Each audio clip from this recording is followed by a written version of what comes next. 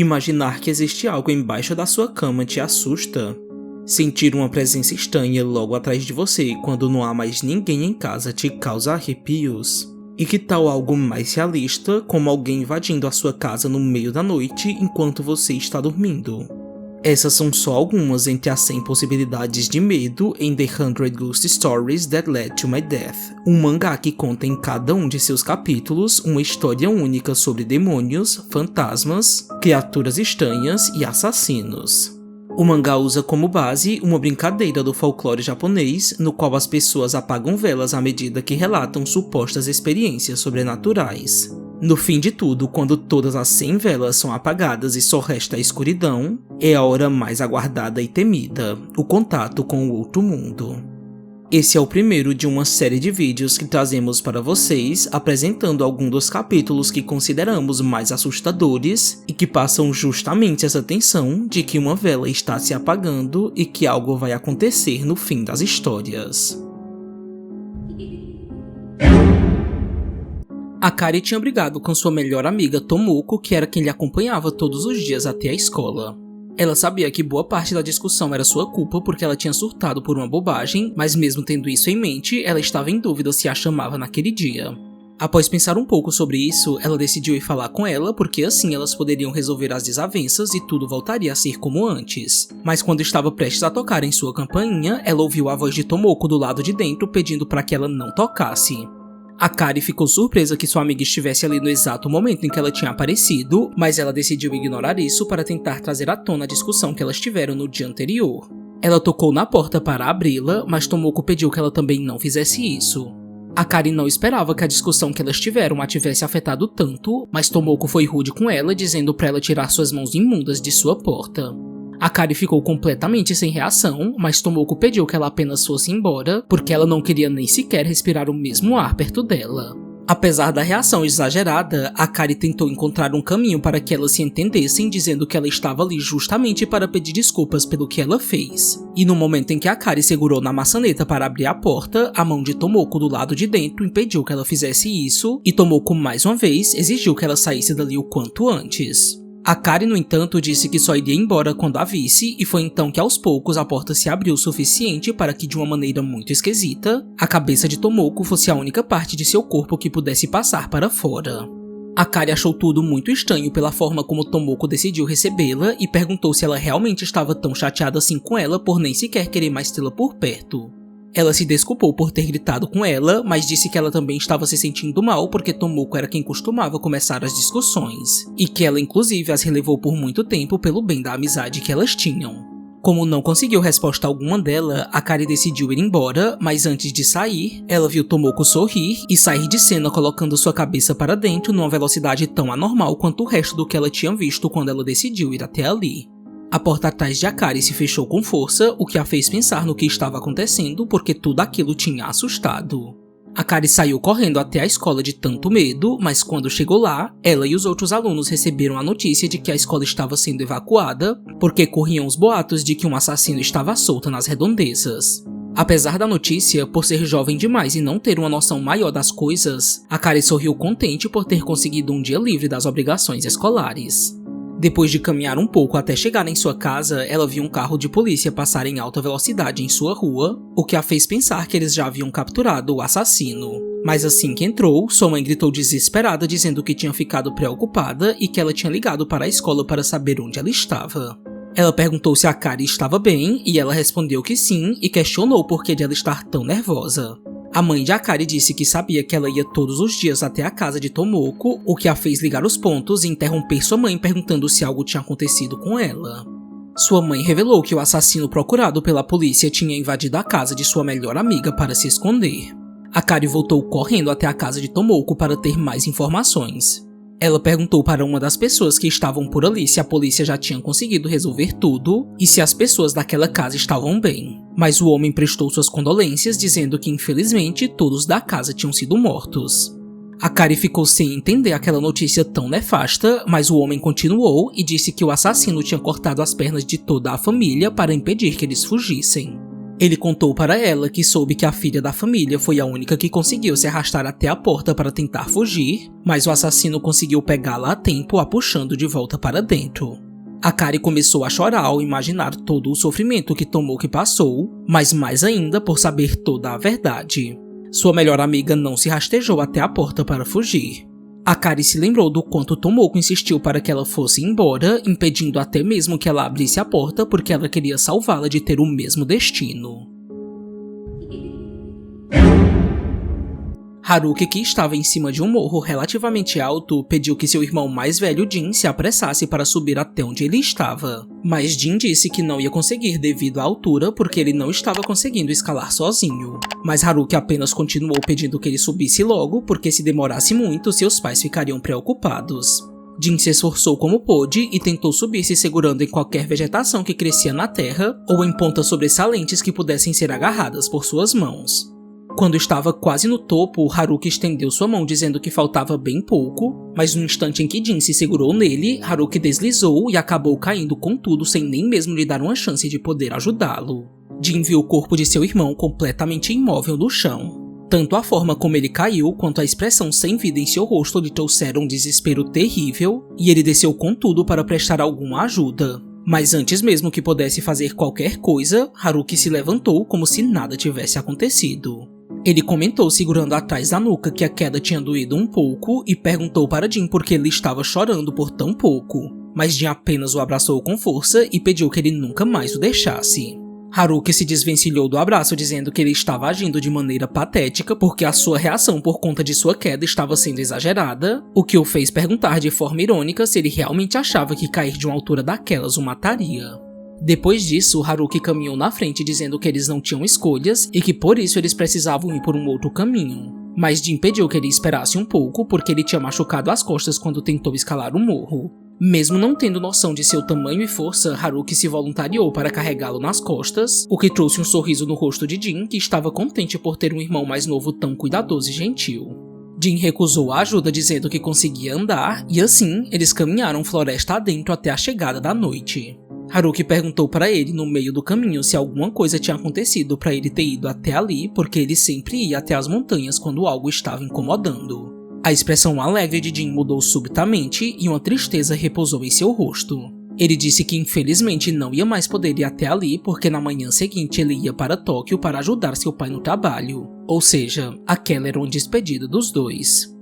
Jin disse que ir embora era a última coisa que ele queria fazer, mas seu pai foi firme ao dizer que se ele não fosse para ajudá-lo, os negócios da família iam falir. Apesar de estar triste, Haruki demonstrou compreensão e sorrindo desejou boa sorte para ele. Jin perguntou se ele ia dizer só aquilo, mas os dois se calaram quando viram que tinham chegado na estrada, o ponto de partida daquele encontro. Haruki disse que seu irmão conseguiria ir sozinho para casa a partir dali, mas Jin não disse nada e tentou puxá-lo para que Haruki fosse com ele. Haruki gritou para ele não fazer isso, mas Jin continuou forçando sua companhia, dizendo que não conseguia aceitar o fato de que ele tinha que sair sozinho daquela floresta. E assim, o braço de seu irmão se esmigalhou completamente em sua mão. Jin gritou de susto vendo os farelos no chão se dissiparem ainda mais, e Haruki, tomado por uma presença de outro mundo completamente distante da vivacidade de antes, disse que ele realmente não tinha como sair daquela montanha. Jin disse cheio de pesar que se Haruki não tivesse morrido num fatídico dia, ele não teria que ir a Tóquio para se afastar de tudo. Jin deu as costas para ele e saiu correndo. Mas antes que pudesse ir para mais longe, Haruki chamou por ele uma última vez, dizendo um até logo e pedindo para que ele se cuidasse. Quando Jin olhou para trás, não havia mais ninguém com ele. A floresta ao seu redor continuou imponente e ele apenas desejou mesmo para o fantasma de seu irmão, desejando que um dia eles pudessem se reencontrar novamente. A história desse capítulo começa com uma mulher reclamando que seu marido Yusuke perdeu a carteira quando eles saíram para um passeio em família. Apesar disso ser algo que obviamente daria uma enorme dor de cabeça porque dentro da carteira estavam alguns documentos importantes, esse problema deixou de existir no instante em que alguém bateu na porta da casa deles.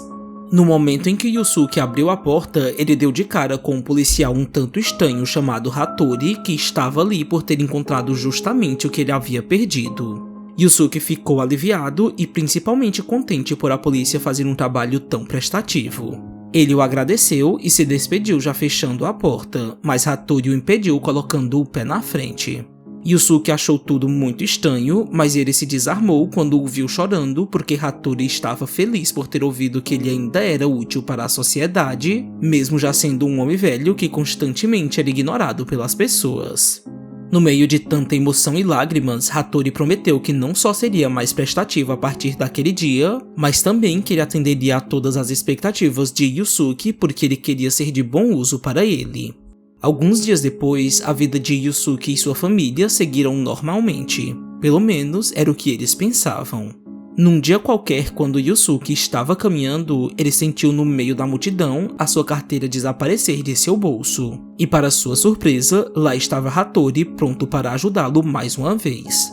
Hattori entregou o objeto supostamente perdido para ele e disse que ele havia o derrubado, mas isso não fazia muito sentido na cabeça de Yusuke, porque não foi isso que ele havia sentido. Mas antes de poder juntar os pontos e chegar no caminho da desconfiança, Hattori se despediu sorrindo e sumiu no meio das pessoas. A partir desse dia, Yusuke percebeu que estava sendo perseguido por Hattori, que sempre aparecia onde quer que ele estivesse. Um dia, quando estava passeando com seu filho Tomoyuki, Hattori os chamou dizendo que precisava entregar algo para ele que ele havia derrubado. Mas Yusuke ficou confuso quando viu que o objeto em questão era uma lata de refrigerante usada que ele mesmo havia jogado num cesto de lixo. O que deixou claro que o policial estava usando qualquer meio para conseguir entrar em contato com ele. Yusuke o confrontou dizendo que ele estava indo longe demais porque ele sabia que Hattori o estava perseguindo e que ele passava horas observando a casa onde eles moravam. Mas Hattori apenas disse que queria ser prestativo como ele havia prometido que seria. No meio da discussão, Yusuke percebeu que seu filho não estava perto dele e assim que Hattori observou a preocupação dele pelo filho perdido, ele se desvencilhou de seus braços e correu exatamente para onde Tomoyuki estava. Ele se aproximou do menino dizendo que ele ia levá-lo até o seu pai, mas Tomoyuki se assustou e saiu correndo, o que fez Hattori derrubá-lo com um chute.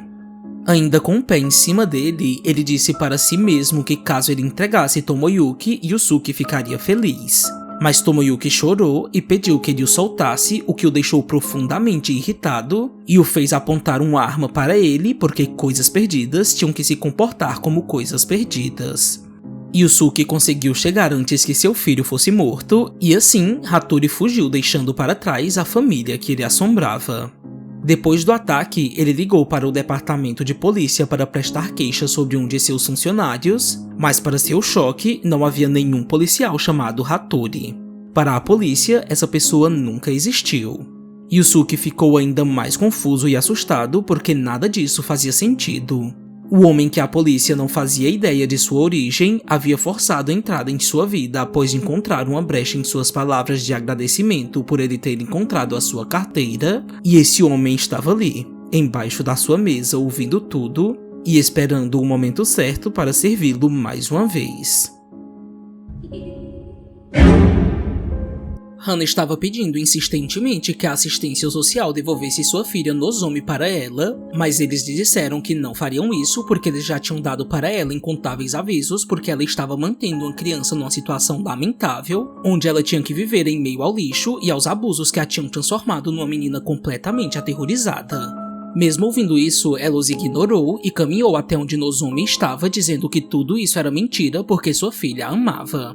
Ela se agachou colocando as mãos no rosto e disse que aquela brincadeira de esconde-esconde sempre colocava um sorriso em seu rosto. Mas quando Nozomi ouviu sua mãe recitar a frase usual da brincadeira perguntando quem era que estava escondido entre seus dedos, Nozomi foi tomada por um medo sem igual e saiu correndo para perto dos profissionais que a retiraram dali imediatamente, mesmo com as súplicas de Hana para que ela não fosse embora.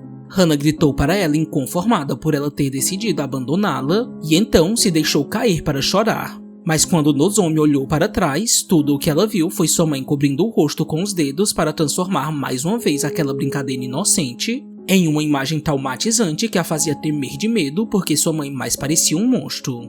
10 anos se passaram e Nozomi cresceu sob a ajuda das pessoas que a mantiveram longe de sua mãe. Mas o problema é que mesmo com o passar do tempo, Hana nunca deixou de tentar ter um contato com ela. Um dia, enquanto rasgava mais uma de suas cartas que pedia para vê-la, Nozomi ouviu na porta ao lado a voz de sua mãe recitando as palavras daquela brincadeira que tanto a atormentou no passado.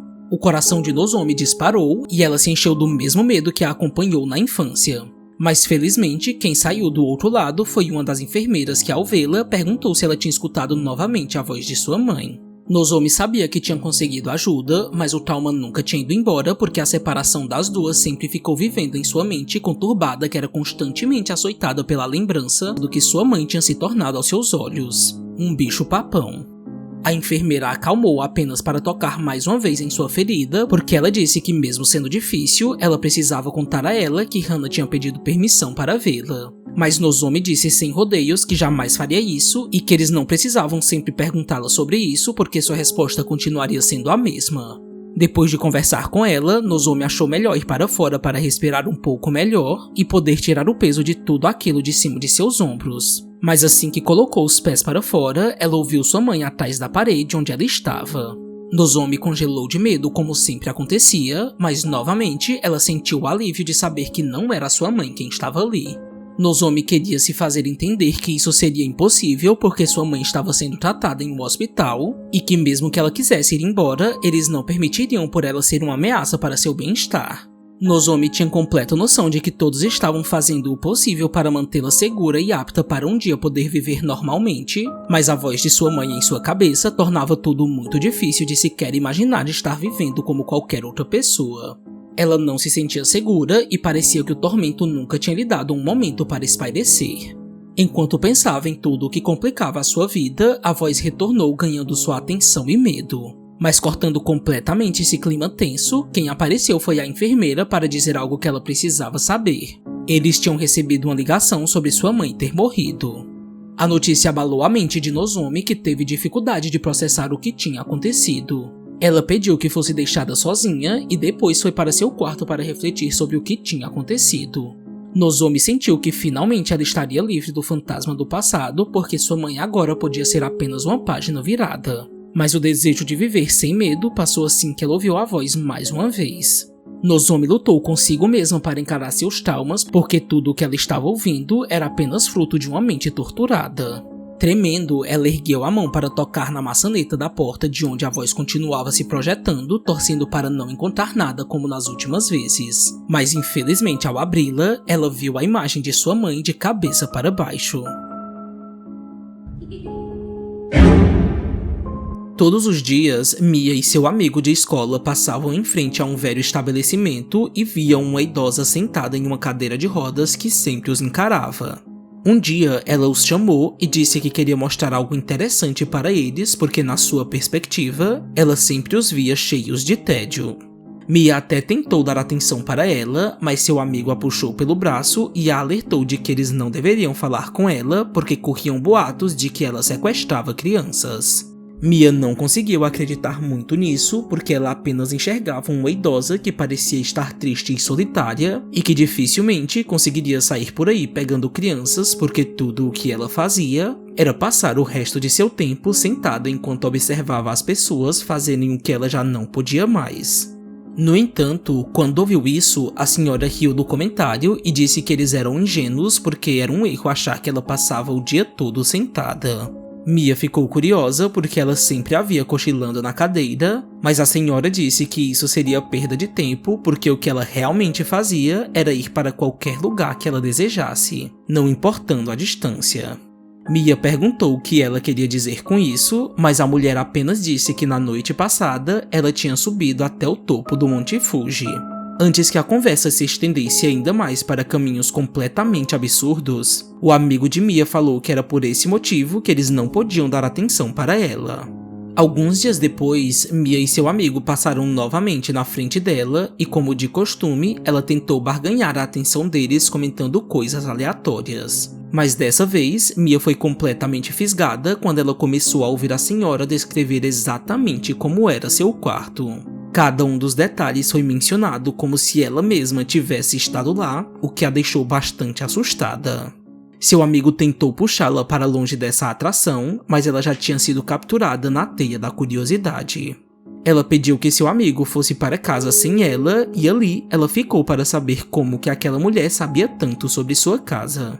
A senhora disse que a tinha seguido dias atrás, mas isso não fazia o menor sentido porque Mia sabia que ela não podia andar. A mulher então revelou que não precisava do fardo de seu corpo para sair para onde quer que ela quisesse, porque ela conseguia perambular pelo mundo usando projeção astral. Mia foi pega de surpresa por um momento, mas ela riu porque isso era uma completa bobagem. A senhora, no entanto, disse que tinha provado a veracidade de suas palavras porque não havia outro jeito de ela saber como era o quarto dela. Ela disse que Mia também podia tentar sair de seu corpo e que, caso ela conseguisse, ela deveria ir até onde ela estava porque ela ia ensiná-la algo ainda melhor. E assim aconteceu. À noite, Mia saiu de seu corpo, o que a deixou bastante assustada porque ela não sabia o que fazer. Sua única escolha foi ir até onde a senhora estava porque ela era a única que poderia ajudá-la. Mia chegou gritando pedindo por socorro, mas quem falou com ela foi a versão astral da senhora que naquele mundo conseguia andar. Ela ficou impressionada por em todos os anos em que esteve sentada, ela ter sido a única criança que conseguiu fazer isso. Mia não estava entendendo o motivo para tanta empolgação, mas a mulher saiu voando para a sua casa, dizendo que elas não podiam deixar o corpo dela do jeito que ele estava. Quando chegaram em seu quarto, a senhora comentou que Mia tinha sido negligente por deixar seu corpo sozinho, mas Mia disse que não tinha visto o problema porque ela mesma estava longe do seu, que continuava sentado sozinho na cadeira de rodas. A mulher disse para Mia que ela não corria nenhum perigo porque ninguém ia querer um corpo velho como o dela, o que já não poderia ser dito a mesma coisa para ela porque seu corpo era jovem e cheio de energia. A senhora comentou que pessoas mais novas que faziam projeção astral poderiam ter seus corpos roubados e, após dizer isso, ela provou para Mia que estava certa, mesclando seu espírito no recipiente vazio deitado na cama. Levou apenas uma fração de segundos para Mia entender o que estava acontecendo e enquanto tentava tirar a mulher idosa de dentro dela, a senhora dizia para si mesma que tinha levado muito tempo para encontrar alguém que poderia lhe fornecer a chance de ser jovem novamente. Mia pôde apenas pedir gritando o corpo que já não era mais seu. Nada mais podia ser feito. Na manhã seguinte, o amigo de Mia não estava entendendo por que ela estava se comportando daquele jeito porque ela estava com uma empolgação anormal. Quando passaram em frente ao que deveria ser a senhora sentada em sua cadeira de rodas, Mia em seu corpo se virou para eles e pediu que a mulher devolvesse para ela o que havia sido roubado. Mas ela apenas puxou seu amigo para longe e disse que eles realmente tinham que ficar longe dela.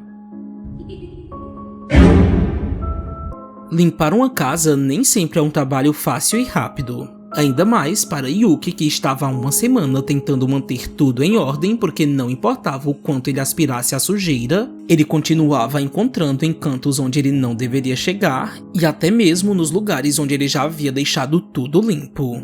Já havia 5 anos que ele morava na mesma residência e algo desse nível nunca tinha acontecido.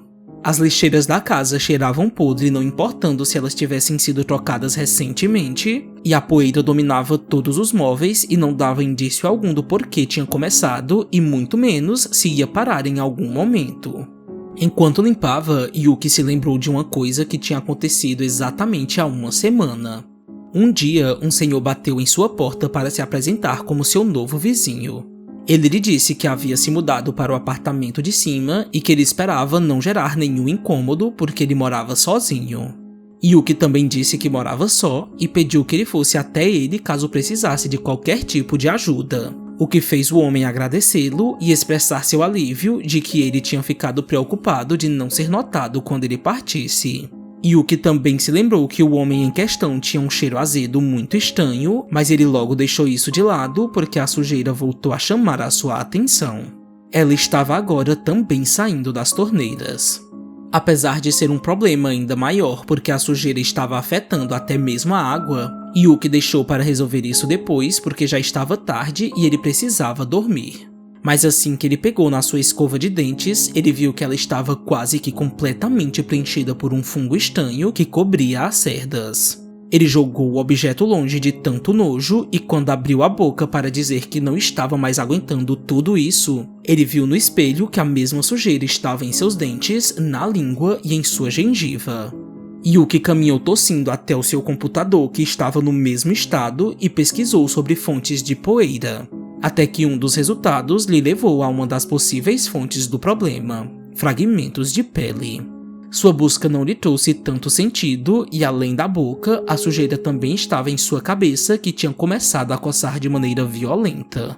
Como não era possível dormir naquele caos, ele passou a noite limpando a casa, mas após horas de trabalho, ele logo ia perceber que estava praticamente enxugando gelo, pois ao acordar de madrugada, a sujeira brotou misteriosamente e ele acordou sufocado pela mesma que saía de sua boca.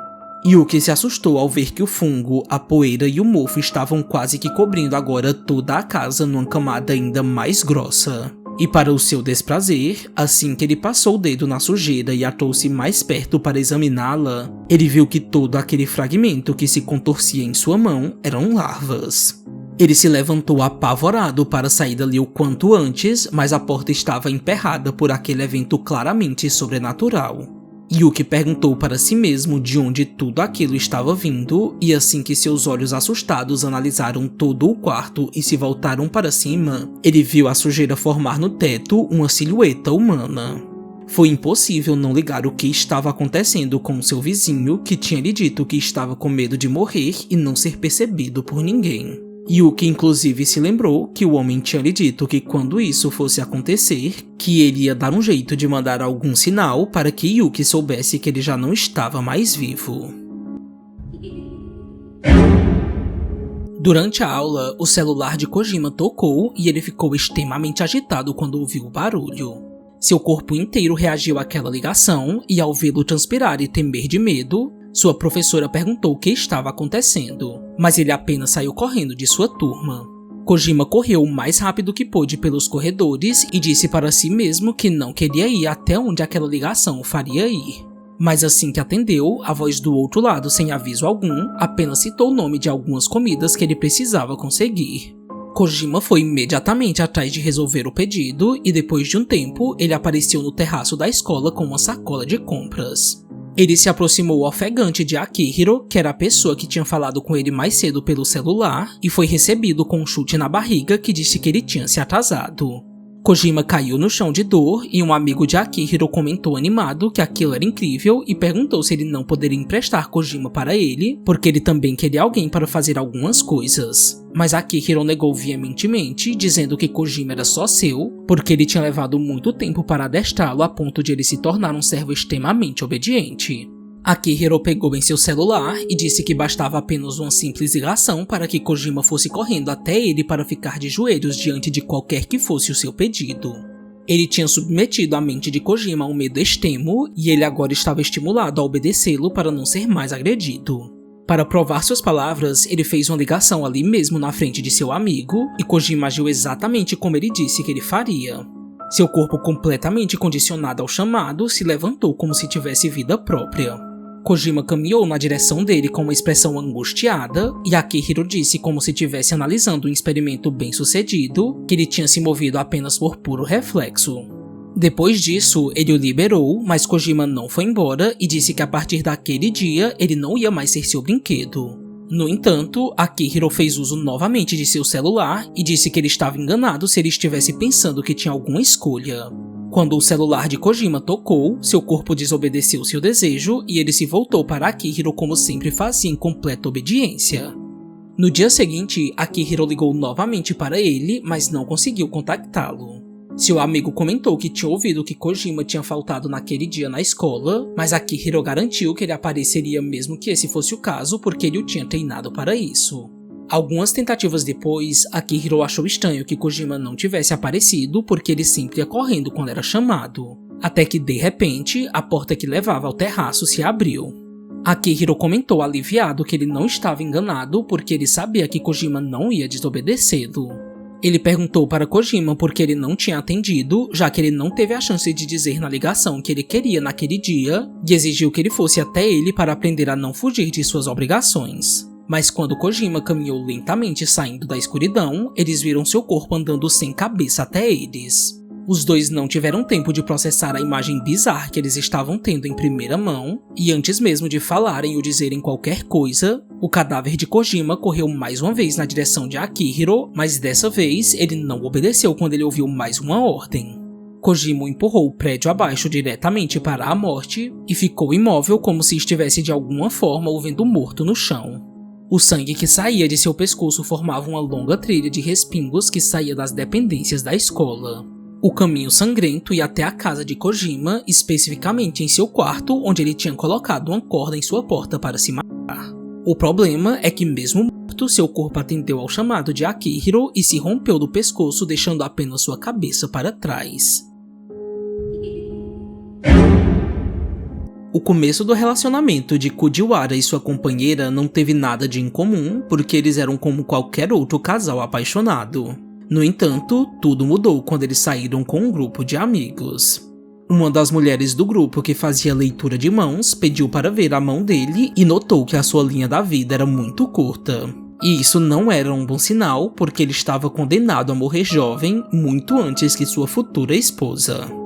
Apesar do assunto mórbido, a namorada de Fujiwara também mostrou nas mãos a mesma linha curta e eles apenas riram da coincidência macabra, porque se esse realmente fosse o caso, eles não sentiriam falta um do outro por muito tempo. Não demorou para que eles se casassem e constituíssem uma família, pois eles foram abençoados com uma filha que eles chamaram de Sawako. Tudo parecia estar muito feliz, até que a esposa de Fujiwara notou que não havia sequer uma linha da vida nas mãos da filha deles. Fujiwara ficou se perguntando se isso não era algo que o tempo ia resolver, mas não foi isso que aconteceu. O que começou como uma curiosidade inocente porque Fujiwara passou a pesquisar sobre o assunto, se desenvolveu para algo sem volta. Sua esposa estava um pouco aflita por pensar que todos eles iam morrer logo, porque baseado em suas palmas da mão, não havia mais muito tempo sobrando. Toda essa incerteza trouxe para os dois uma série de problemas e eles começaram a antecipar um sofrimento que eles nem sequer sabiam se ia acontecer, já que eles tinham decidido apostar suas vidas em uma leitura que no fim das contas poderia nem estar certa. Para aliviar as preocupações dela, Fujiwara propôs que eles não saíssem mais de casa, porque assim diminuiria bastante a probabilidade de algo ruim acontecer. Apesar de absurdo, eles seguiram com essa decisão, e assim a ansiedade os consumiu e os oprimiu ainda mais. Mesmo nessa situação, Fujiwara ainda tentava se convencer de que eles continuavam sendo uma família perfeita e de que tudo estava na maior estabilidade. Mas ao mesmo tempo em que fazia isso, ele criava inimigos imaginários e cenários de perigo completamente fantasiosos. Seus amigos se tornaram pessoas invejosas e possíveis agentes da destruição. Pelo menos era isso que a linha de sua vida lhe fazia pensar. As pessoas tinham seguido com suas vidas por conta da decisão de reclusão dos dois, mas mesmo tendo sido as pessoas que quiseram colocar essa distância entre ele e seus conhecidos, Fujiwara não conseguia deixar de imaginar que eles queriam vê-los mortos de alguma maneira. A paranoia aumentou e alcançou um patamar sem volta. Eles começaram a pensar que eles não precisavam ser mortos diretamente, que as pessoas poderiam simplesmente colocar em fogo no prédio. Como ficarem juntos poderia aumentar essa probabilidade imaginária, eles decidiram que o melhor era eles ficarem em lugares separados.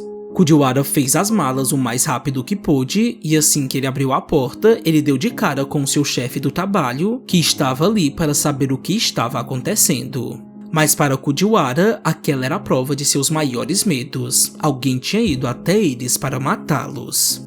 Ele gritou desesperado para sua esposa se esconder em algum lugar, mas ela cogitou fugir pela janela e foi impedida por ele, que disse que não confiava nos vizinhos. As inúmeras decisões ilógicas estavam tornando aquela situação que eles mesmos causaram ainda mais complicada de lidar. Fujiwara olhou para a curta linha da vida de sua mão para culpá-la por todo esse infortúnio, mas assim que ele olhou para o que ele acreditava ser a raiz do problema, ele teve uma ideia. Eles precisavam aumentá-la à força. Toda a insanidade e o medo o fizeram pegar um caco de um jarro quebrado e com um pedaço pontiagudo, ele fez um longo corte em sua linha da vida até o seu pulso.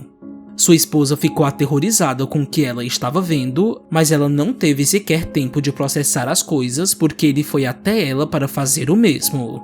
Aos gritos e pedidos para que ele não fizesse nada disso, ele a derrubou no chão e a fez gritar ainda mais quando o caco penetrou sua pele e a cortou profundamente. Mas o trabalho ainda não estava terminado. Ainda faltava seu bebê. Fujiwara se aproximou de Sawako, que era a única que não fazia parte daquele ciclo de insanidade, e sorriu para ele, que lhe dizia que só ia fazer aquilo para o seu próprio bem. O Kako também rasgou a mão dela, criando enfim uma linha da vida que ela antes não tinha. O chefe de Fujiwara ficou desesperado com os gritos que vinham do lado de dentro e chamou socorro para ver o que estava acontecendo. Quando a ajuda chegou e arrombou a porta, eles se depararam com uma cena extremamente perturbadora. Toda a família estava sentada no sofá já morta. Fujiwara, levado pelo medo e pela loucura, tinha sido o responsável por concretizar uma profecia que ele tentou a todo custo evitar. O espaço escuro que existe embaixo da cama é um ambiente mais do que adequado para qualquer tipo de coisa ver esse lugar como sua morada. Ao se levantar, Takeo não conseguiu se desvencilhar do conforto dos futons e por muito pouco não ficou deitado por mais um tempo. Mas quando ele encontrou um dos fios de cabelo de Nanako, uma garota que morava com ele acabou derrubando e esse pequeno ato o fez olhar para baixo da cama. Mas não havia nada no espaço vazio além de poeira. Como de costume, ele começou a limpar tudo e disse para si mesmo que apesar de ele ser muito cuidadoso com a limpeza, coisas assim aconteciam e ele não tinha muito o que fazer porque aquele quarto parecia atrair toda a sujeira. Quando terminou, Takeo foi até a cozinha porque a limpeza tinha o deixado com fome. Ele comentou consigo mesmo de forma animada que ele havia estocado vários tipos de enlatados congelados. Mas sua empolgação não demorou tanto porque aparentemente Nanako já havia os comido sem que ele soubesse. Ele reclamou por ela ter feito isso, já que ela vivia dizendo que queria emagrecer. Mas como reclamar por mais tempo não ia encher sua barriga, ele teve que se contentar com um macarrão instantâneo. Takeo passou o dia se distraindo em frente à televisão, mas quando o sol começou a dar sinais de que voltaria só no dia seguinte, ele se levantou para escovar os dentes. No banheiro, ele se assustou por um momento quando ouviu alguns passos, mas ele rapidamente percebeu que eles vinham do andar de cima.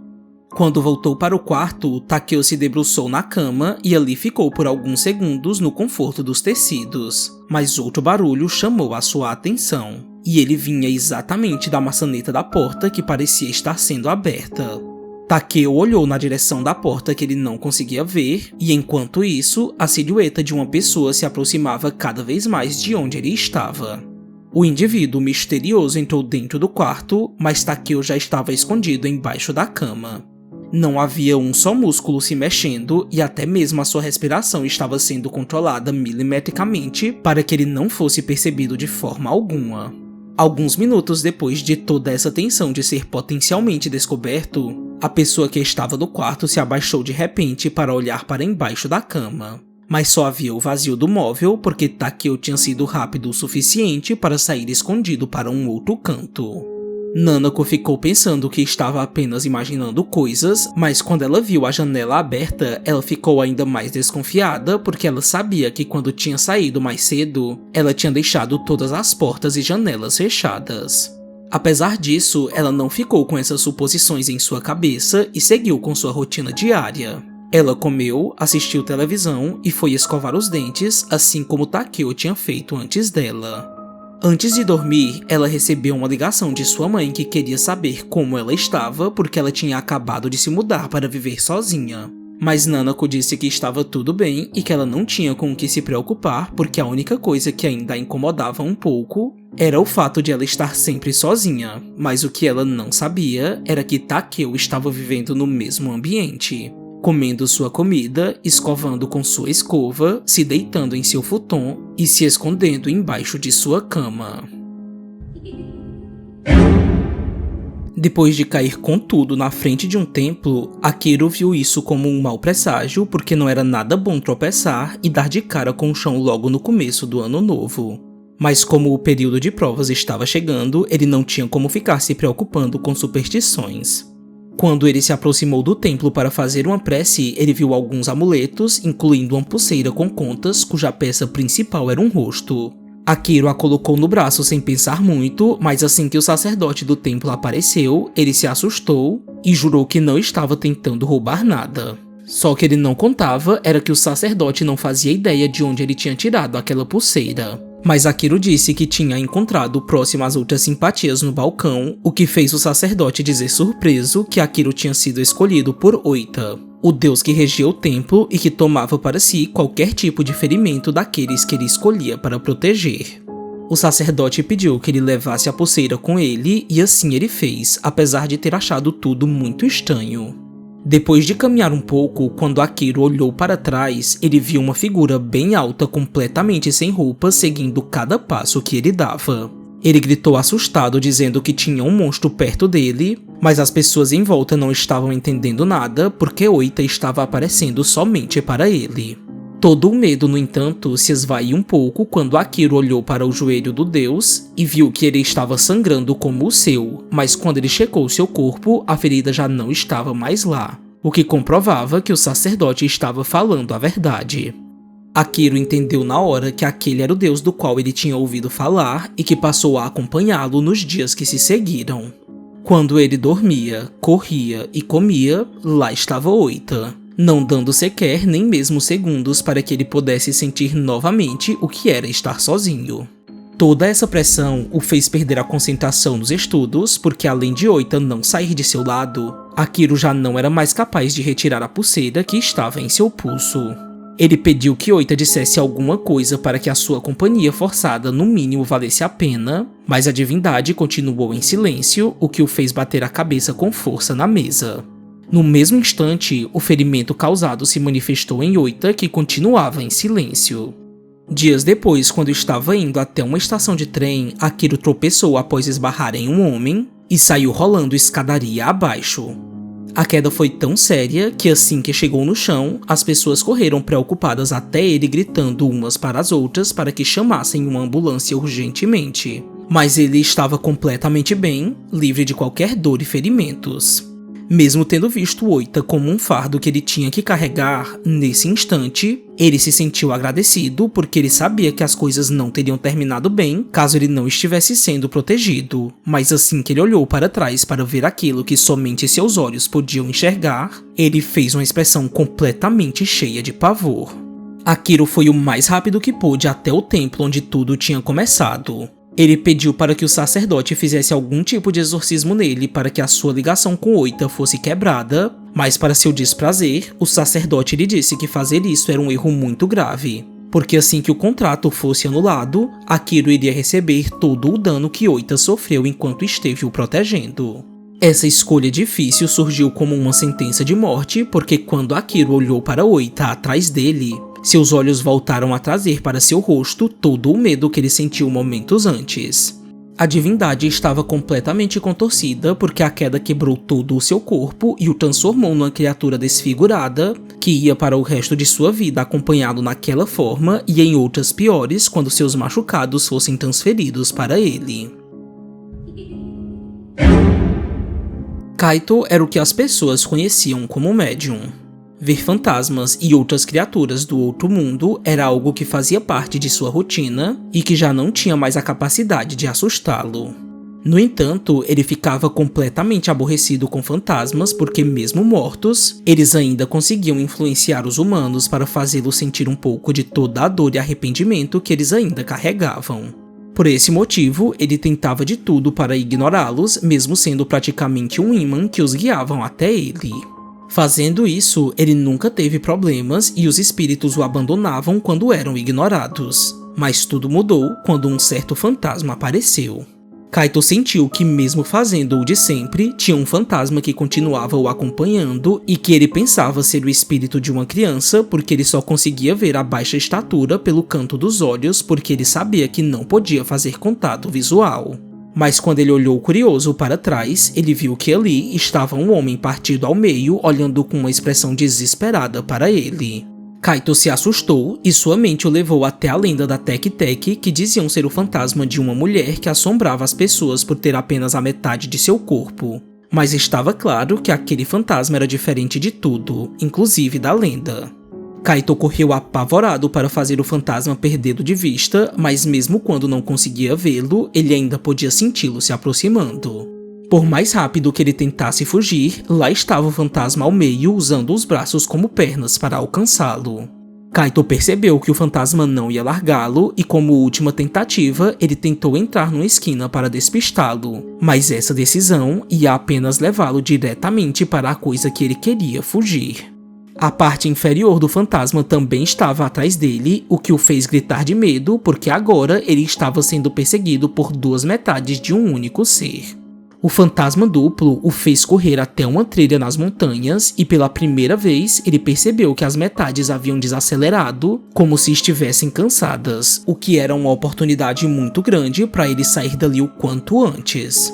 Só que mais à frente tinha mais uma surpresa. Uma enorme árvore estava caída no meio da trilha. Kaito pensou nesse momento que o fantasma o tinha guiado até ali porque ele não ia ter como escapar. As metades fantasmagóricas se rastejaram e correram até ele. Kaito gritou para eles se afastarem e assim que ele recuou e tocou na árvore, ele percebeu não só a presença de sangue, mas também de que havia um corpo ali. Tudo isso o fez entender que ele havia sido guiado até aquele ponto por um único propósito e que era por isso que aquele espírito estava carregando um semblante tão cheio de dor e desespero. Como não podia compreender totalmente, Kaito fez o que imaginou que seria a solução. Ele disse para o fantasma que ia ligar para a polícia, mas o fantasma olhou com pesar e saltou sobre ele até o outro lado da árvore. Quando ele foi checar o que estava acontecendo, ele viu que a parte superior do corpo do fantasma estava abraçada com um bebê. Ele ligou imediatamente para o socorro dizendo que havia acontecido um acidente e que apesar do homem já não estar mais vivo por ter sido esmagado, seu bebê ainda continuava respirando. Kaito o pegou no colo com cuidado e o fantasma partido ao meio se curvou para ele agradecido por tudo. Vamos ao parque. Essa era uma frase que soava muito na cabeça de Kenichi, principalmente quando ele passeava perto de parquinhos com seu filho Nao, que por ser uma criança, ficava animada para ir brincar. Nao pediu que seu pai fosse com ele até os brinquedos do parque, mas Kenichi pediu desculpas e disse que sua mãe o levaria outra vez porque ele tinha medo de escorregadores. De forma inocente, Nao perguntou se esse medo vinha do fato de seu avô ter falecido enquanto estava descendo no escorregador, o que fez Kenichi imediatamente fazer uma expressão cheia de remorso e saudade.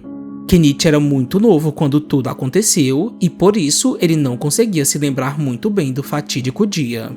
Tudo o que ele sabia era o que sua mãe havia lhe dito, que ao subir no escorregador, ele quase caiu, mas seu pai conseguiu agarrá-lo a tempo. Infelizmente, ele perdeu o equilíbrio e acabou caindo de mau jeito em seu lugar numa queda que o vitimou na hora. A mãe de Kenichi fez de tudo para que ele não sentisse culpa pelo que aconteceu, mas o seu trauma foi tão grande que ele passou a ver escorregadores com outros olhos porque eles faziam ele se lembrar do que aconteceu com seu pai. Quando Kenichi voltou a si, Nao saiu correndo até o parque e tudo o que ele fez foi pedir que ele voltasse porque ele nem sequer conseguia se mover para impedi-lo, porque isso o faria entrar dentro do espaço que guardava o símbolo de sua dor. Nao continuou correndo e disse para ele ir até ele porque não havia nada demais no escorregador, porque ele era apenas um brinquedo. Kenichi, no entanto, estava respirando pesado por ter que enfrentar seu maior medo, porque ele não podia deixar seu filho se machucar ou terminar como seu pai. Ele forçou seu corpo a se mover e conseguiu chegar até a escada do escorregador. Assim que tocou nela, veio a lembrança de seu pai lhe chamando para ir até o parque. Kenichi sentiu um medo avassalador que ele não conseguia compreender porque ele era maior até mesmo do medo que ele conhecia e que o acompanhava há muito tempo, já que esse medo vinha de um lugar muito profundo de seu inconsciente. À medida que subia as escadas, Kenichi se lembrava do que tinha acontecido. Seu pai, que estava muito bêbado, o acordou para levá-lo até o parque no meio da noite.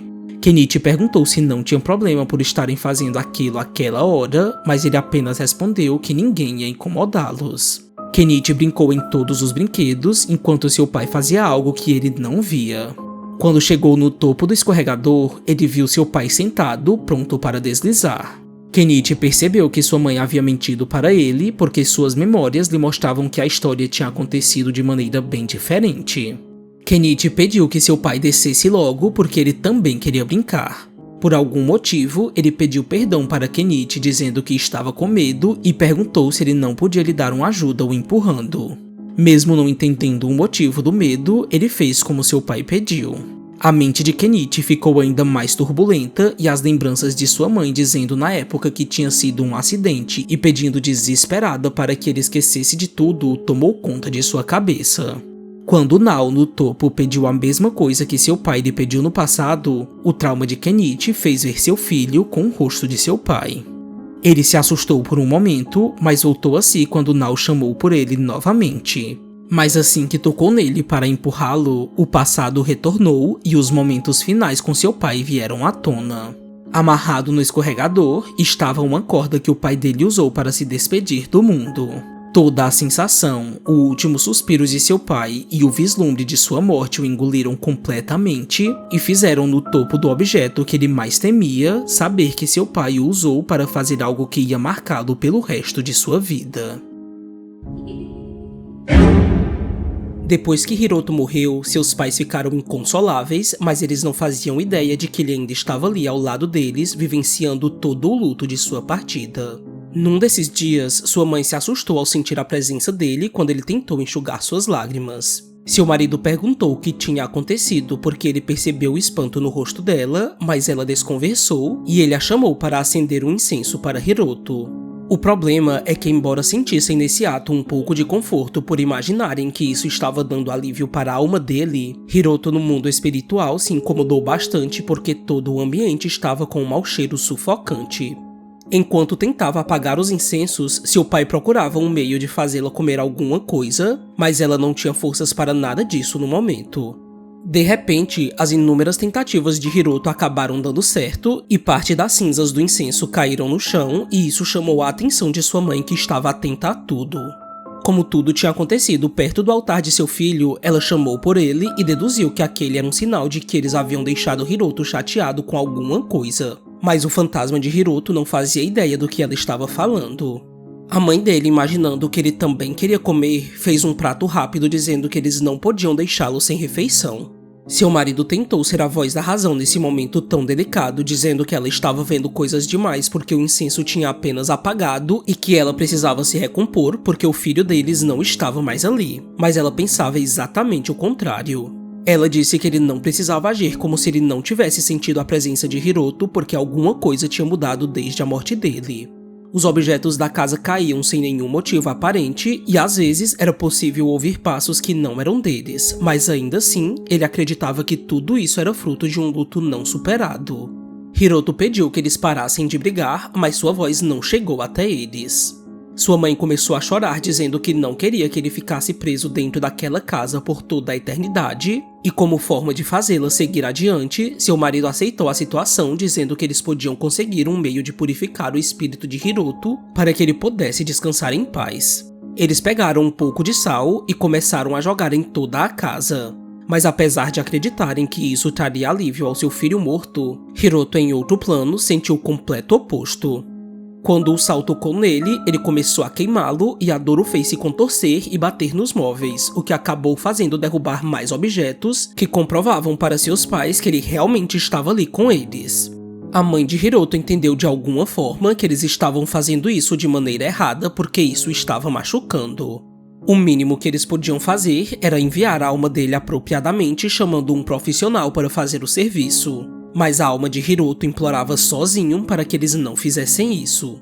Quando o sacerdote chegou até a casa deles e começou as preces, Hiroto sentiu um cansaço terrível e o seu novo estado sofreu como se estivesse vivo. Seus pais rezavam para que ele fizesse a partida do pós-vida sem nenhum problema, mas a dor de Hiroto só aumentava à medida que o ritual de purificação avançava. Seu espírito caído e frágil se levantou indignado em frente àqueles que não podiam vê-lo, e ele perguntou inconformado por que eles queriam se livrar dele. Hiroto perguntou em chamas porque as coisas não podiam ser como antes, mas isso era impossível. A purificação consumiu todo o seu corpo, fazendo sofrer em profunda agonia e lamentação. Antes de desaparecer, ele disse que tudo o que ele queria era poder ficar ao lado deles para sempre. Quando tudo terminou, o sacerdote disse que Hiroto tinha ido em paz e os pais dele falaram emocionados e aliviados que tinham a certeza de que seu filho estava sorrindo para eles, agradecido pelo que eles fizeram. Um dia, Kou recebeu uma ligação de sua esposa Manami que queria avisar que estava prestes a chegar em casa. Ele respondeu à ligação dizendo que estaria esperando por ela e pedindo que ela tivesse cuidado no resto do caminho, mas ainda em chamada, ele ouviu algo terrível. Manami nunca mais voltou para casa porque ela foi infelizmente atropelada por um carro em alta velocidade quando ela estava passando na faixa de pedestres. Kou só conseguia pensar no tanto de dor que ela sofreu em seus últimos momentos porque o carro a arrastou por uma longa distância até parar. Quando estava prestes a ir dormir, coincidentemente na mesma hora que Manami foi atropelada, o celular de Kou tocou. De alguma forma, era Manami quem estava ligando para ele. Kou ficou tremendamente assustado porque a companhia telefônica já tinha trocado um número de Manami, mas esse era o menor dos fatores porque não era possível que ele estivesse recebendo a ligação diretamente do mundo dos mortos. Mas assim que atendeu, ele ouviu exatamente não só as últimas palavras de Manami avisando que estava chegando em casa, mas também o barulho do impacto do carro em seu corpo. A recapitulação de um momento tão terrível fez Kou derrubar o celular completamente assustado com aquela ironia sombria do destino, mas isso foi só o começo porque ele passou a receber durante todos os dias no mesmo horário a ligação de Manami que dizia que estava chegando em casa. Kou vivenciou essa tortura sem conseguir evitá-la porque ele ainda não tinha superado seu luto. Todos os dias ele esperava pela ligação e essa espera o fazia refletir porque o espírito de sua esposa era forçado a sofrer o acidente que a matou repetidas vezes. Um dia, quando a ligação veio, Kou não aguentou e pediu gritando que ela parasse. Mas o que ele não esperava era que Manami, do outro lado, fosse ficar incomodada dizendo para ele não gritar com ela do nada. Mas Kou avisou desesperado para ela não cruzar a faixa de pedestres. Ainda em ligação, ele a ouviu gritar assustada, mas Manami apenas comentou que por muito pouco ela não foi atropelada. Ela avisou que estava quase chegando em casa e disse que ia tomar cuidado no resto do caminho. Quando a ligação se encerrou, Kou ficou completamente sem palavras com o que tinha acabado de acontecer. Ele ficou em dúvida se tinha salvado a vida dela e no que isso implicaria para a realidade atual, porque a Manami que ele conhecia já tinha morrido. Mas para seu espanto, a campainha tocou repetidas vezes. Kou ficou muito assustado com o que estava do lado de fora de sua porta. Ele caminhou tremendo até o interfone para saber quem era, mas a voz vinha de Manami que estava pedindo para ele abrir a porta porque ela tinha esquecido sua chave. Kou chamou pelo nome dela para confirmar se era ela mesma quem estava falando com ele, mas ela respondeu que sim, o que o fez pensar na possibilidade absurda de ela ter voltado para ele. O problema era que nada daquilo fazia sentido porque seu altar lhe mostrava a realidade de que os mortos não podiam mais retornar. A voz doce de Manami do outro lado pediu insistentemente que ele abrisse a porta, mas Kou estava extremamente tenso.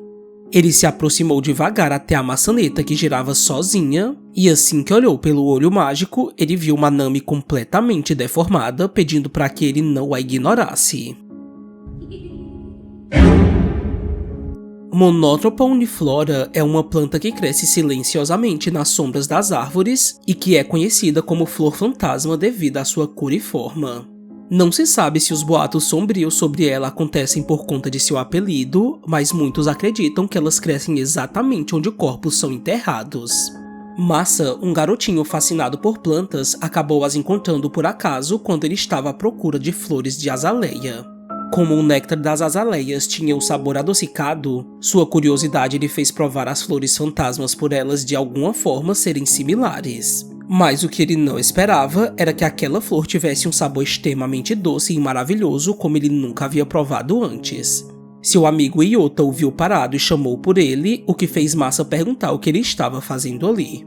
Iota respondeu que tinha ido até aquele lugar para visitar o túmulo de seu cachorro exatamente onde as flores fantasma estavam.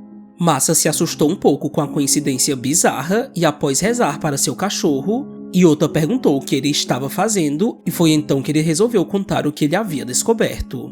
Ele pediu que Iota provasse o néctar da flor fantasma e apesar de primeiramente achar tudo muito estranho, Iota a sugou e sentiu o mesmo maravilhamento na língua que havia surpreendido seu amigo.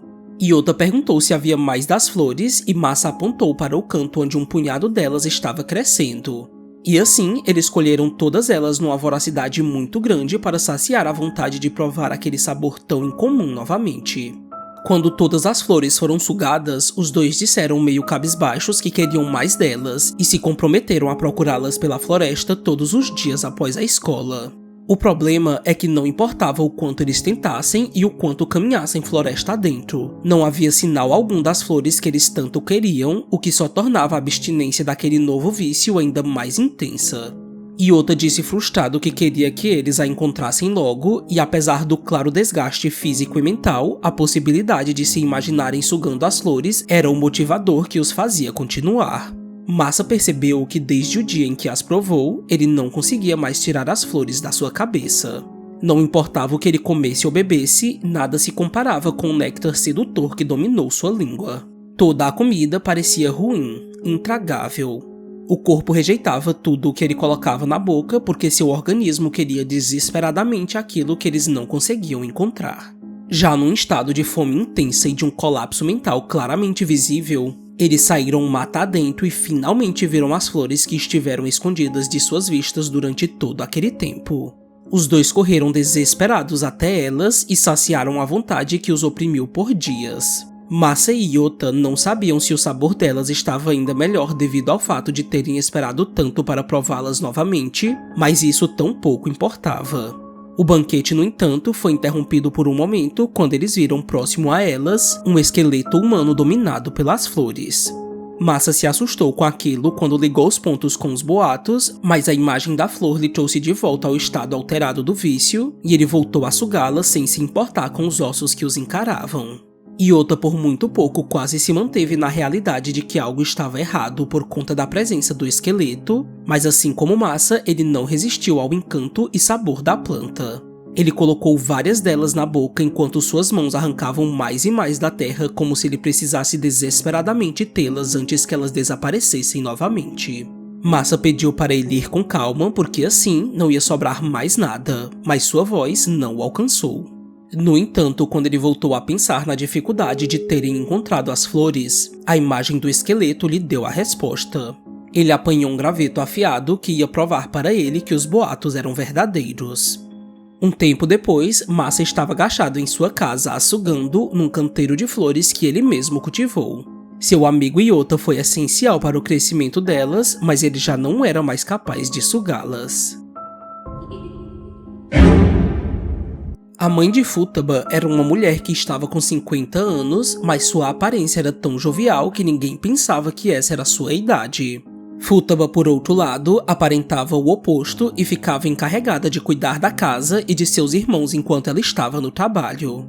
Todos os dias, ela reunia seus irmãos para fazerem pequenas orações para Itika, a irmã mais velha que já tinha falecido.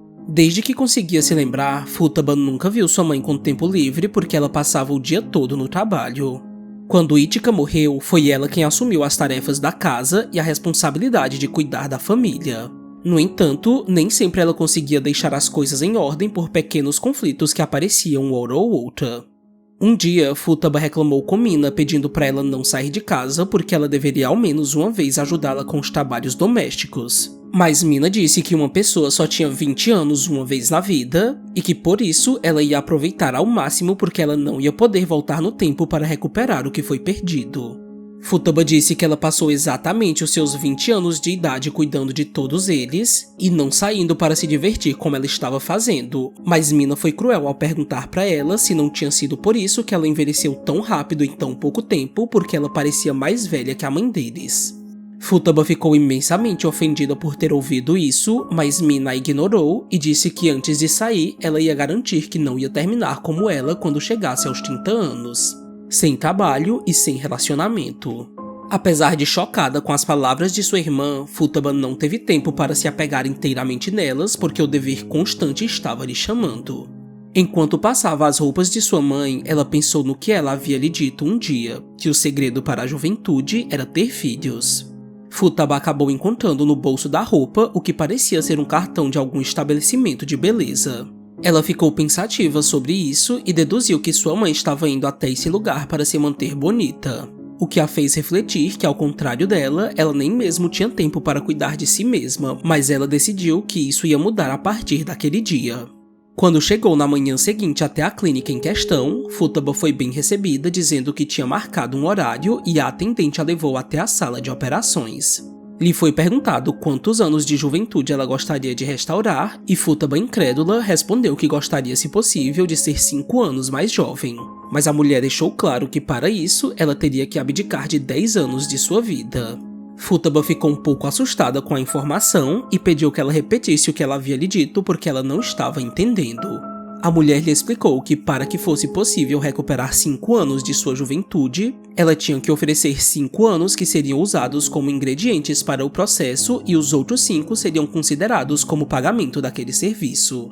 Como tudo isso parecia absurdo demais, Futaba só conseguiu pensar no pior. Mas ela não teve tempo de fazer qualquer tipo de reclamação porque a operação já tinha começado e ela acabou perdendo a consciência. Quando acordou, ela já não era mais a mesma, pelo menos não em aparência, porque ela tinha voltado a ser uma jovem de 25 anos.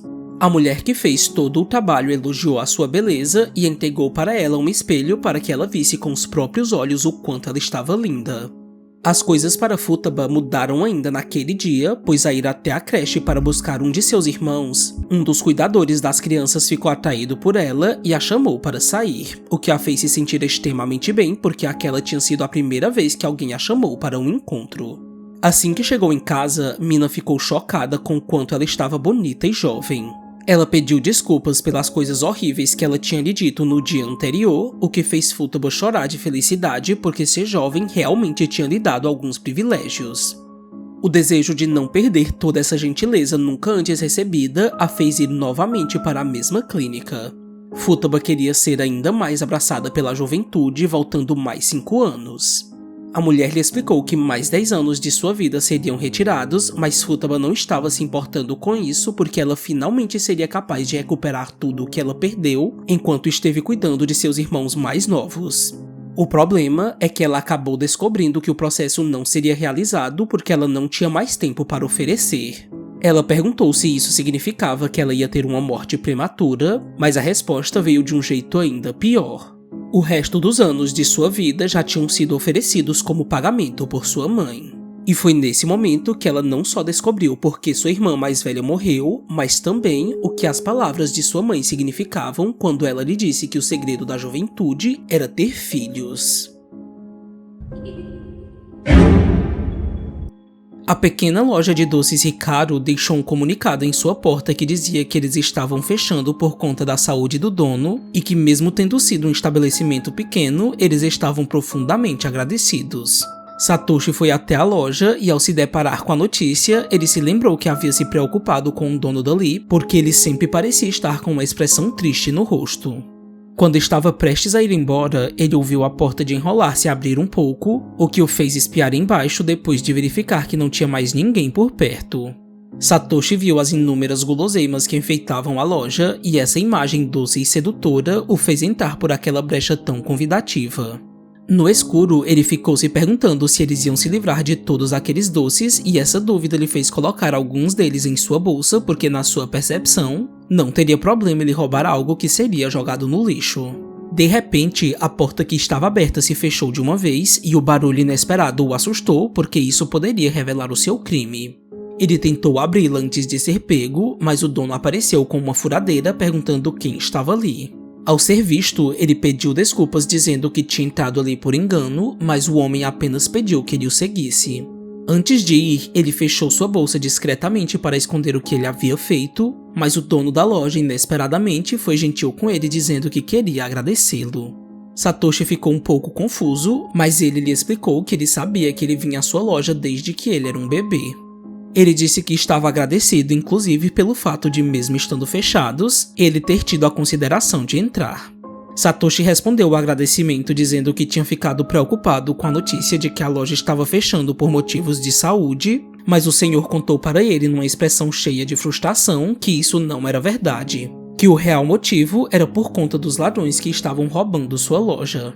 O homem contou que não dava mais para levar seus negócios desse jeito e Satoshi ouviu cada uma das palavras dele carregadas de pesar porque ele apenas tinha o sonho de criar um ambiente perfeito para as crianças, mas tinham sido elas que tornaram esse desejo impossível. Ele bateu com os punhos fechados na mesa sentindo toda a angústia e além do susto, Satoshi demonstrou no rosto o peso da culpa que ele carregava por ser parte do problema daquele homem. Ele continuou relatando seu desgosto à vida, dizendo que essa situação lhe tinha tirado até o sono e que ele daria qualquer coisa para pegar um dos ladrões porque ele queria lhes dar algo que eles jamais esqueceriam. Ele disse que os fariam comer um doce que ele criou feito de unhas, vidro e insetos e que após garantir que eles mastigassem cada pedaço, ele ia furá-los no estômago e na boca com suas ferramentas para que eles jamais pudessem comer qualquer outra coisa na vida. Ele perguntou se Satoshi tinha ideia de alguém que estava fazendo isso, mas ele respondeu tremendo que não. Ao perceber que sua ameaça o tinha assustado, ele tentou contornar o clima dizendo que, como pedido de desculpas, eles fariam uma brincadeira cujo propósito seria eles comerem uma das 3 unidades de um chiclete que tinha um sabor azedo em um deles.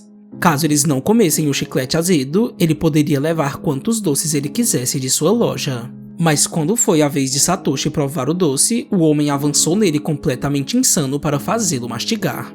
Ele encarou cada movimento que a boca de Satoshi dava para tentar encontrar na expressão assustada qualquer traço que significasse que ele estava comendo o chiclete azedo. E chorando, Satoshi disse que pegou o chiclete que o faria justamente perder aquela brincadeira. O dono da loja chorou dizendo que Satoshi era uma criança honesta porque ele poderia ter mentido que não provou o doce azedo só para ganhar a aposta.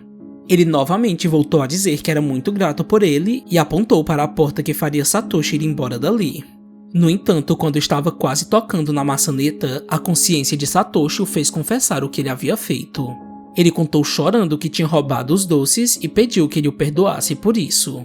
O homem o agradeceu por ele ter sido honesto com ele, mas trancou a porta dizendo que infelizmente ele não podia deixá-lo ir embora. Ele pegou sua furadeira e disse que ao menos não teria que explicar o que aconteceria porque Satoshi tinha ouvido dizer o que ele faria se pegasse um dos ladrões.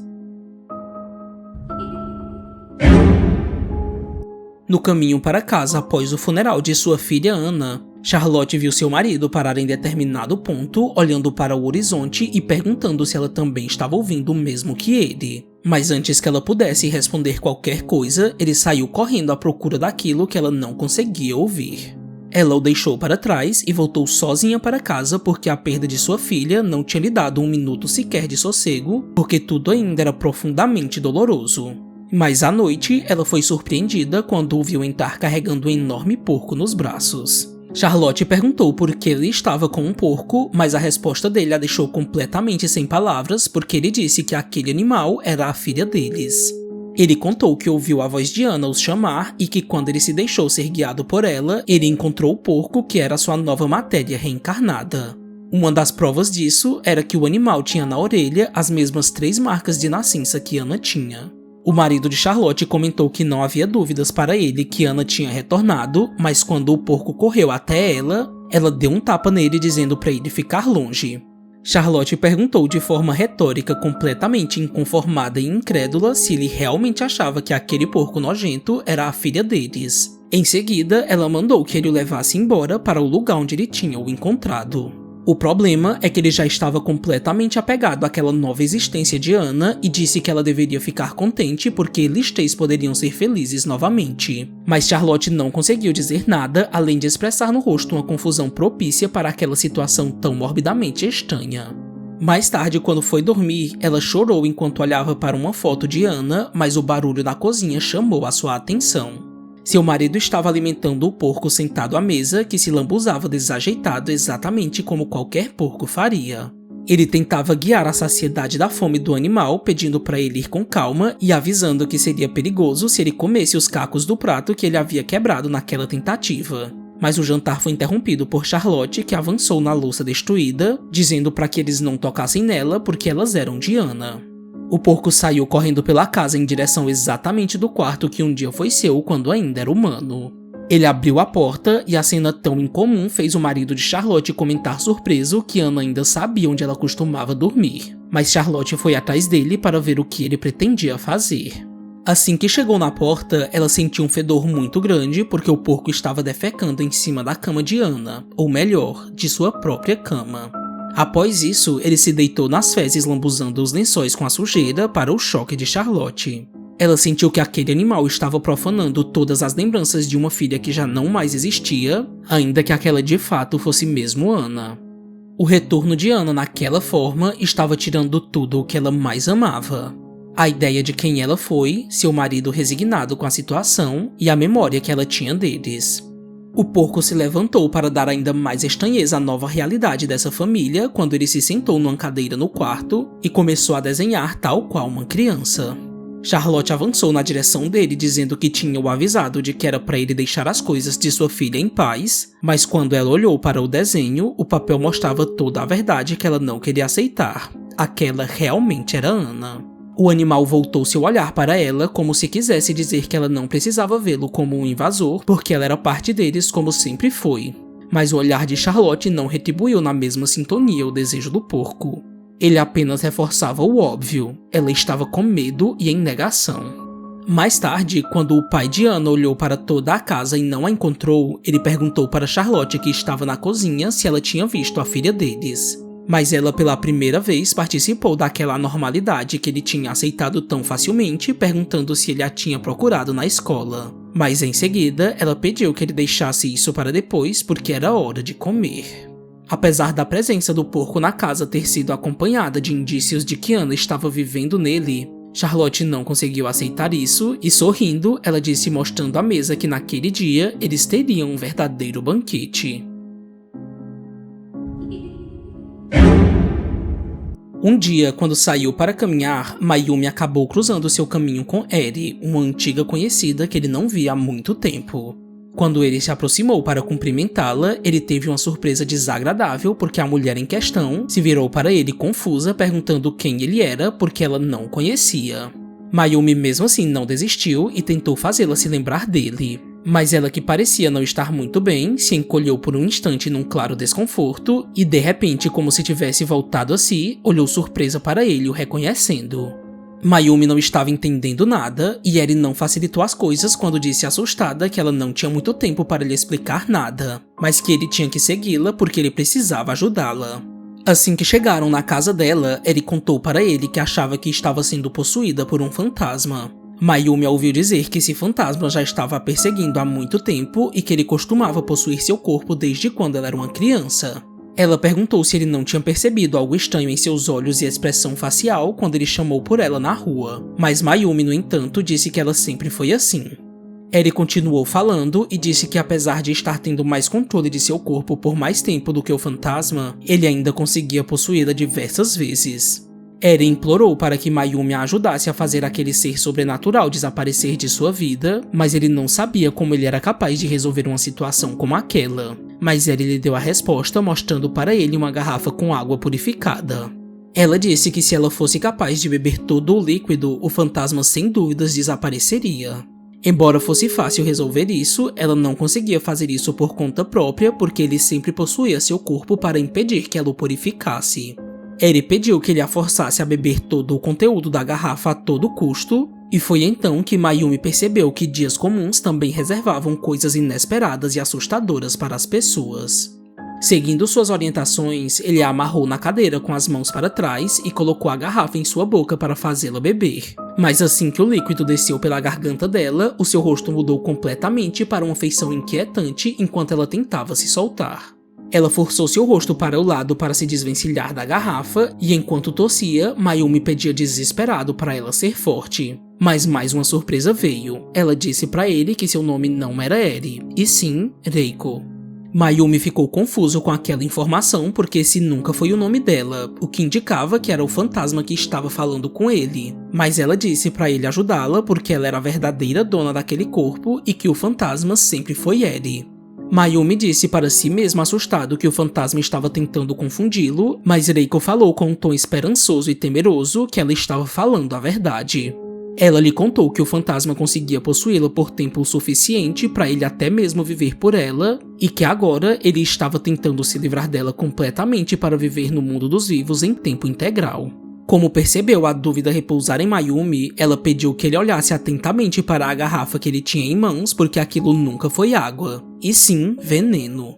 Se ele a forçasse a tomar aquilo, ela sem dúvidas morreria e seu cadáver seria usado pelo fantasma.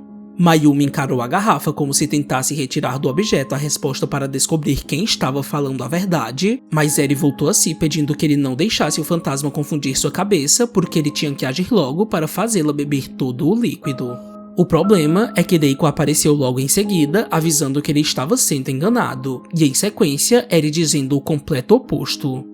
Mayumi ficou completamente dividido, mas para provar que estava falando a verdade, Eri contou algumas coisas que só a pessoa que ele conhecia saberia. Ela não só detalhou quando e como eles se conheceram, mas tocou em outros assuntos aleatórios de experiências que eles tiveram no trabalho e com suas famílias. Eri disse que amaria poder aproveitar mais da amizade que eles tiveram que tinha sido tomada pelo fantasma, mas para isso, a garrafa precisava ficar vazia. As mãos de Mayumi tremiam bastante, mas ele precisava tomar uma decisão. E assim, ele forçou Eri a beber, mas em seu rosto estava a expressão angustiada de Reiko, que se contorcia desesperada enquanto era preenchida pela água. Quando tudo terminou, Eri o agradeceu dizendo que Reiko tinha ido embora e pediu que ele a desamarrasse. Após ficar livre das cordas, ela olhou para o lado e caminhou até onde a sua atenção tinha sido fisgada. Um documento com o nome de Reiko Yamada que morava naquela casa. Eri encarou o papel por alguns segundos, mas o amassou quando Mayumi perguntou se tinha alguma coisa errada. Ela se virou para ele o agradecendo por ele ter acreditado nela, e assim, ele foi abraçado pelo fantasma que ele conhecia desde a infância. Takumi acordou no colo de sua avó num lugar desconhecido que ficava na beira de um rio. Ele perguntou para ela onde eles estavam, mas sua resposta foi interrompida quando ele sentiu uma forte dor de cabeça que o fez lembrar da última coisa que ficou em suas memórias: seu pai lhe espancando. Sua avó tocou em sua testa com cuidado e outras memórias vieram com carinho porque nada daquilo fazia sentido. Ela já tinha morrido há 8 anos quando ele era criança. Quando era viva, a avó de Takumi sempre foi o seu porto seguro, sua maior confidente e apoiadora. Apesar de sofrer nas mãos de seus pais violentos, ela tentava a todo custo torná-lo uma pessoa forte para que ele fosse capaz de passar por cima de tudo isso. Takumi a ouviu pedir desculpas por tê-lo abandonado porque agora ele estava sozinho no mundo. Ele perguntou se a sua presença naquele lugar significava que ele também estava morto, mas ela respondeu que não, que ele ainda estava vivo. Sua avó lhe explicou que aquele lugar era o último passo antes da morte se ele não cruzasse o rio. Caso ele quisesse viver de fato, ele deveria caminhar em direção à floresta que ficava do lado oposto de onde eles estavam. Ela lhe disse que tinha cruzado todo aquele caminho para garantir que ele ia tomar a decisão certa, porque mesmo estando morta, ela ainda queria que ele fosse feliz, mas para isso ele precisava respirar o ar dos vivos.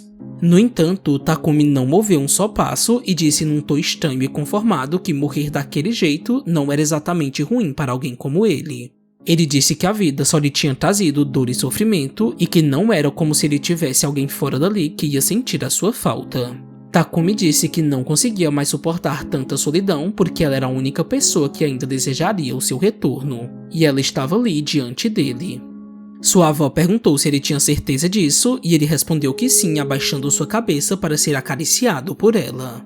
Quando entraram na canoa para cruzar o rio, Takumi levantou as mangas para remar e sua avó notou que ele tinha ficado mais forte fisicamente desde que ela o deixou. Mas ele apenas disse que estava assim porque tinha começado a trabalhar, o que a fez comentar que ele possivelmente estava até mesmo mais forte do que o pai dele. Ela perguntou se em algum momento ele tinha pensado em se defender das agressões, mas ele respondeu que tinha apenas aceitado as coisas como elas sempre foram. Depois de mais um tempo sendo levados pelas águas dos mortos, sua avó tocou sua cabeça retirando da frente os cabelos dele que escondiam a ferida em sua testa. Ela comentou que estava profundamente irritada e frustrada por não poder ter sido capaz de fazer nada e mostrando a sua testa, ela contou que eles tinham morrido do mesmo jeito. Takumi foi pego de surpresa porque ele pensava que ela tinha morrido devido a uma doença crônica, mas ela perguntou sem estar surpresa se aquela mentira tinha sido contada por seu pai. A raiva e a incredulidade se instalaram no rosto de Takumi enquanto ele segurava os remos com força. Ele pediu desculpas à sua avó dizendo que não podia atravessar o rio porque ele tinha que voltar. Takumi lhe contou numa expressão que ela nunca tinha visto que ele se lembrou de algo que ele precisava fazer. Sua avó não perguntou mais nada e voltou com ele até a margem do rio. Quando chegaram, ela disse triste que ia sentir muita falta dele.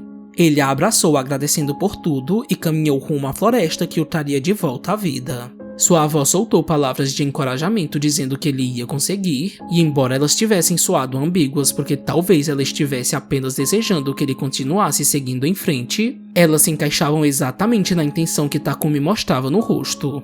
Ele não ia mais ser uma vítima e seu pai enfim ia ter o que merecia. Espero que você tenha gostado do vídeo e não se esqueça de curtir, de deixar seu comentário sobre o que você achou dos capítulos e de se inscrever no nosso canal. Enfim, até mais e nos vemos no próximo vídeo.